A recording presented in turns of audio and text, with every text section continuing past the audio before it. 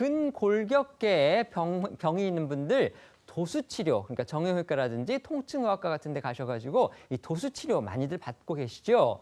정부가 오는 7월부터 이렇게 새롭게 적용할 이 건강보험 인정 도수치료의 가격 그리고 횟수의 가이드라인을 잡아서 발표를 했는데 이게 기존에 저희가 받을 수 있었던 것보다 상당히 줄어든 그런 규모이기 때문에 여러분들 신경 많이 쓰셔야 될 것 같습니다. 소개해 주시죠. 네, 정부와 의료계 등에 따르면 도수치료 가격이 오는 7월부터 4만 원대 초반으로 결정될 전망입니다.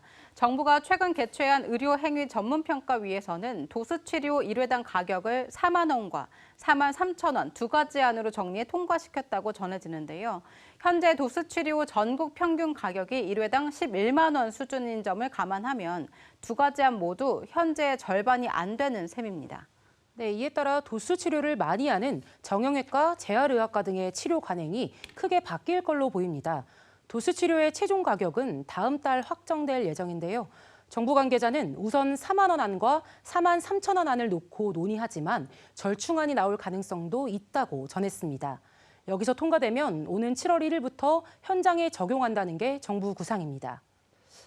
왜 이렇게 그럼 도수치료 가격을 낮추느냐 사실 이 부분도 궁금하실 텐데요. 바로 도수치료의 건강보험이 보전해주는 그 액수 자체를 그러니까 퍼센티지 자체를 지금보다 현저하게 낮춥니다. 거의 한 10% 정도로밖에 안 되도록 그렇게 낮추기 때문에 아예 그냥 도수치료의 가격 자체를 갖다 지금 낮추겠다. 이게 정부의 구상이라고 합니다. 정부는 이처럼 도수치료 가격뿐만이 아니고요. 건강보험 적용이 인정되는 횟수 이것도 연간 15회로 제한하는 방안 이것도 검토 중입니다. 네, 정부는 이 환자 한 명당 건강보험이 적용될 수 있는 도수치료 횟수를 주 2회, 연간 최대 15회로 제한하는 방안도 검토 중입니다. 다만 수술 후에 이 도수치료가 필요하다면 9회를 더 인정해서 연간 24회까지는 허용한다라는 방침인데요. 이 도수치료 횟수는요, 병원으로 옮긴다 해도 그대로 합산이 되어 유지가 됩니다.